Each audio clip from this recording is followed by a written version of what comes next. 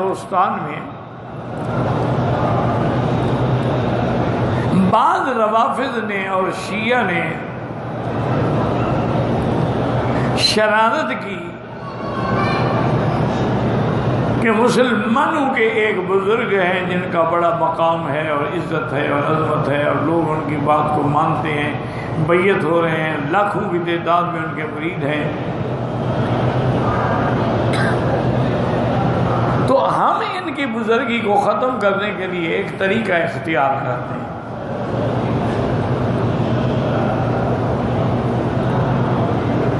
انہوں نے کہا بھی کیا طریقہ ہے؟ انہوں نے کہا ہم ایک نوجوان کو سلا دیتے ہیں چارپائی پہ، اس کو کفن بھی پہنا دیتے ہیں اور مولانا کو لے آتے ہیں کہ جی جنازہ پڑھائیں۔ مولوی صاحب جب جنازہ پڑھائیں گے اور دوسری تکبیر میں پہنچیں گے تو مردہ اٹھ کے بیٹھ جائے گا، تو ہم سارے ہنس پڑیں گے یار یہی تمہارا پیر ہے جس کو یہ بھی پتہ نہیں کہ مردہ ہے کہ زندہ ہے، سامنے رکھا ہوا ہے۔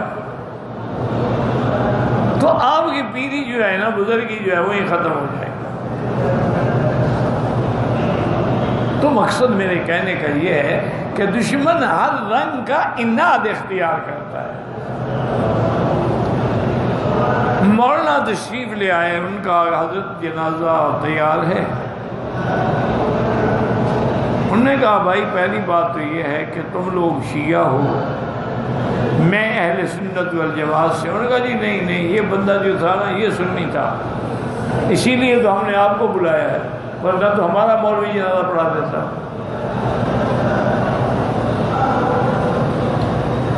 انہوں نے کہا اچھا ٹھیک ہے، صفیں ٹھیک ہو گئی، مولوی صاحب سمجھ گئے۔ تو آتا ہے ان کے ایک شاگرد، کہتے ہیں کہ حضرت نے اپنی داڑھی مبارک کو پکڑی اور کہا کہ یا اللہ اب اس کو رسوا نہ کر،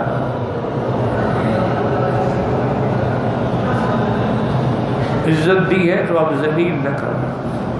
تکبیر شروع کی، اب دوسری تکبیر بجنا، وہ پیچھے کھنکھا رہے ہیں، وہ تو اٹھتا ہی نہیں۔ جب آپ نے جنازہ پورا پڑھ لیا فرمایا لے جاؤ، اب یہ قیامت میں اٹھے گا انشاءاللہ۔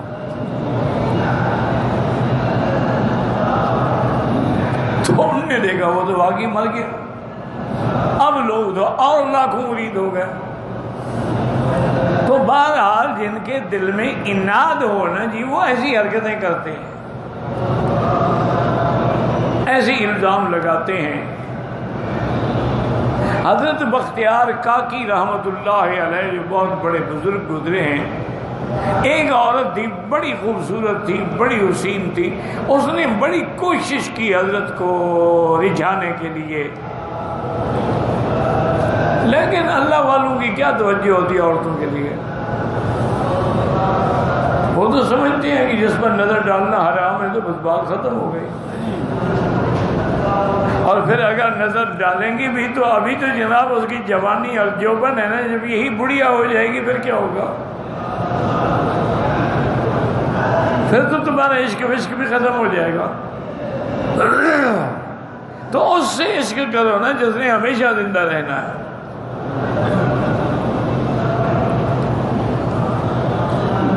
اس نے بڑی کوشش کی، لیکن حضرت بختیار کاکی رحمت اللہ علیہ اس کے دامے فریب میں نہ آئے۔ اب عورت جو ہے نا یہ مصیبت ہی ہے، پھر یہ انتقام لیتی ہے، اس کی بات مان لو تب بھی جہنم میں جاؤ، اور نہ مانو تو پھر انتقام پہ آ جاتی ہے۔ اچھا مجھے تم نے ٹھکرایا ہے، میں تمہیں دکھاتی ہوں۔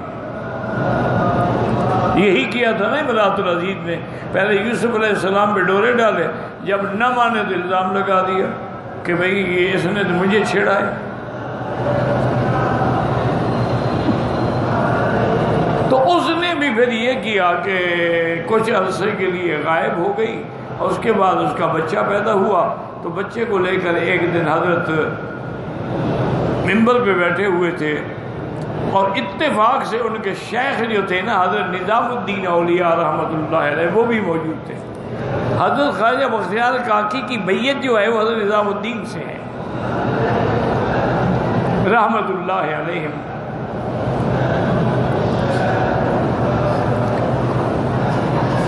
اس عورت نے مسجد میں آ کر ممبر کے سامنے کھڑے ہو کے چیخ کے کہا لوگوں ان کی تقریر نہ سنو، یہ دیکھو یہ بچہ، یہ بختیار کاکی کا بچہ ہے، میرے ساتھ زنا کیا، بچہ ہو گیا، اب یہ یہاں ممبر پہ بیٹھے ہیں۔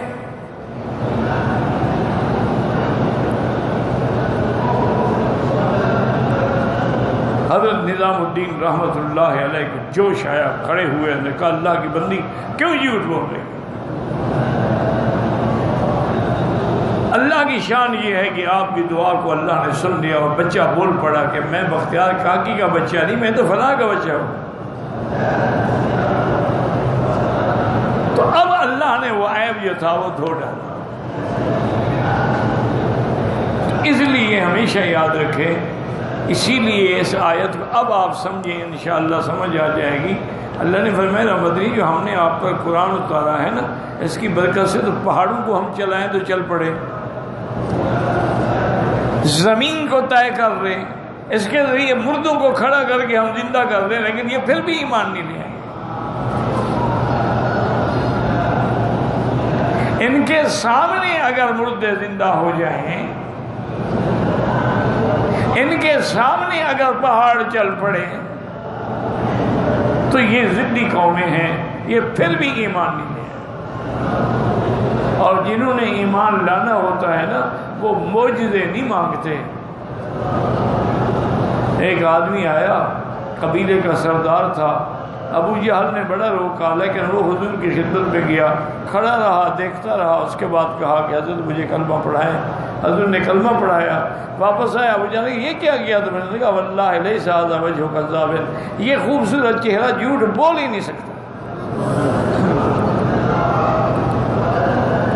انہوں نے کہا ایسا چہرہ کبھی جھوٹ بول سکتا ہے؟ جھوٹ بولنے والوں کے چہرے پہ نور نہیں ہوتا، ان کے چہروں پر تو لعنت ہوتی ہے۔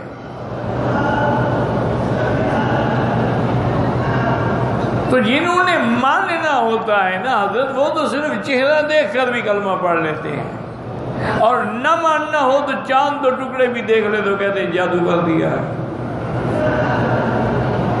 اس لیے فرمایا وَلَوْ أَنَّ قُرْآنًا سُيِّرَتْ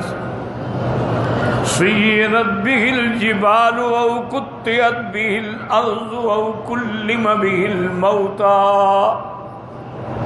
بل للہ الامر جمیعا۔ اب اللہ قرآن کی صفت بیان فرماتے ہیں جو اللہ نے حضور پاک صلی اللہ علیہ وسلم پہ نازل فرمایا ہے، جو تمام کتب سماوی سے افضل ہے، جتنی کتابیں اتری ہیں سب سے افضل اللہ کا قرآن ہے۔